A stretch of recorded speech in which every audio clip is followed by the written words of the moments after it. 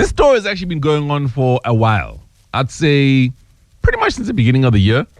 And let me start off by saying South Africa's entire border, right, is about 4,860 kilometers. Out of that, 2,800 kilometers is right by the sea. So, I mean, you've seen the South African map. A lot of it is just basically waterlogged. So, I mean, it's almost 60% of it that is water. If people were to approach the country, for example, via sea, we need to be protected. And the people that will do that would be the Navy specifically, right? And so earlier on, we heard that the Navy was not well funded. This happened, I'd say, around about March, where there was the Admiral Lubisi, who was reporting to Parliament, and he spoke about how they need to increase the defense budget from 0.8% to about maybe 1.5% in terms of an increase, right? And he cited the sort of things that they need because, you know, as you can imagine, if somebody's going to smuggle drugs and they do it via sea, if our sea is not monitored well, then that's a problem. Miami, for example, in the US, that became the capital of cocaine because people come in from Colombia and then just bring the cocaine via there, right? That's just one of the things that we need to worry about. Anyway, after that, we had General Mkhwanazi, who obviously had a press conference, and he too had been to Parliament and spoken to Parliament about certain things and nothing was done. And then only after a press conference, we had this ad hoc committee and also Madlanga Commission. Now, on Sunday, again, Admiral Lubisi was addressing a Navy gala dinner.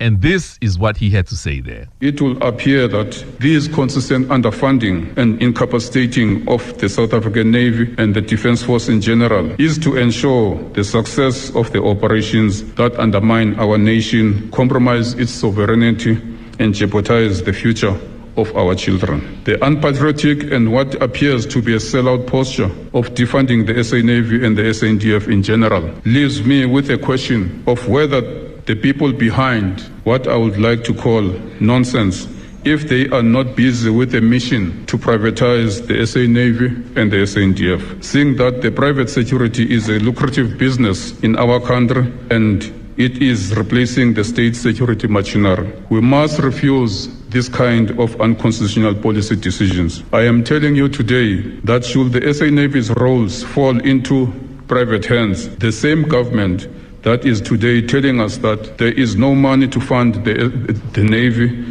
they will use the government reserves to fund those private security forces. To add salt to this wound, attempts have been made by certain government departments to bring a foreign company to come patrol our waters. You see now. So this is worrying. In the first part, he doesn't necessarily say that private security companies want to be brought in, but then at the end he says there have been attempts to bring in a private entity to patrol the waters. So there are two things. I don't know if you remember during the days of load shedding, a lot of people were saying, well, Eskom is being deliberately sabotaged so that they can make room for IPP, independent power producers. Whether or not you believe that is entirely up to you. But what I can tell you is that independent power producers were given contracts and then all of a sudden Eskom started performing, right? So it does seem like things in this country break down conveniently so that the private sector can get a spot, and then once the private sector has gotten their spot, all of a sudden things go back to normal and they work. This, however, is concerning because here you have another member of the armed forces talking about, look, this is an admiral, a vice admiral. And I don't think he'd be speaking out of turn, especially because he's been singing the same tune for a while now. Vali? I think it's a major concern, like you're pointing out to, and also it just shows that as a country we have a serious problem when it comes to security. I mean, it's not just the SANDF, it's not just the police, but it seems as if as well as the Navy, and it's quite dangerous, isn't it?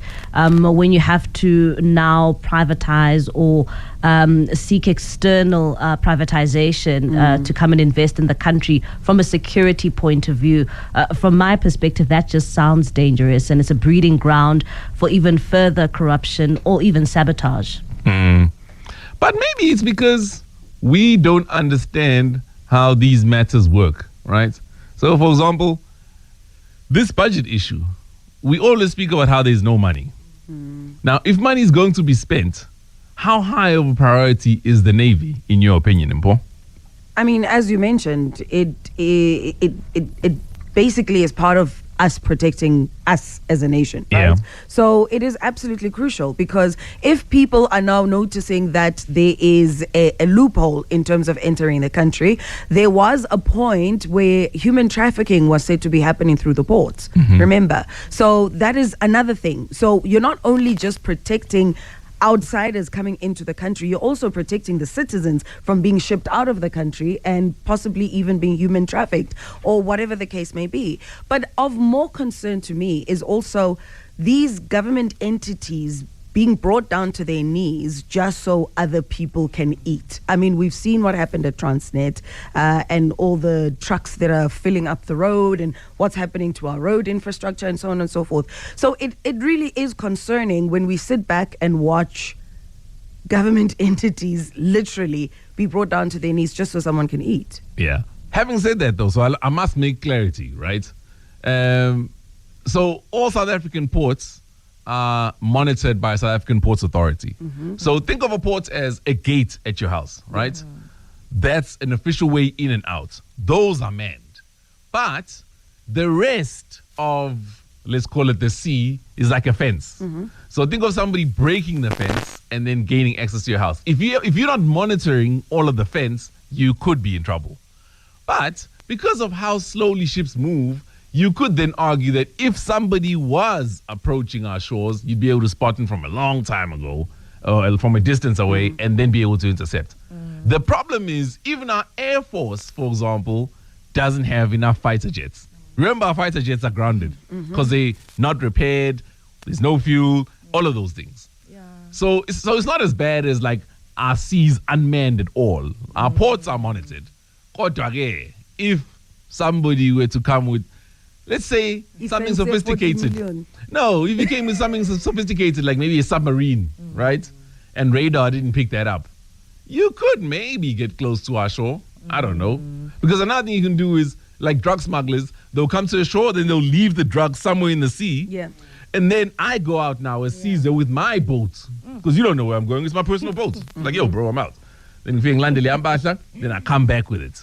You see, that's how these smuggling rings work. Yeah, so just speaking to that, it poses a national security. When you mentioned privatization, right, of this organization, I think it does work to some extent, although it is a very risky business in the sense that where maintenance and logistics are needed and South Africa needs support, that we could get. However, I believe that that is something that's very private because it speaks to more of the country's, sovereignty and the country's national responsibility and according to the constitution. So certain parts of the SNDF cannot be privatized, but maintenance and logistics, that could work, if you get what I mean. So in KZN, for example, Maiden Wharf, the port over there, that's been partly privatized.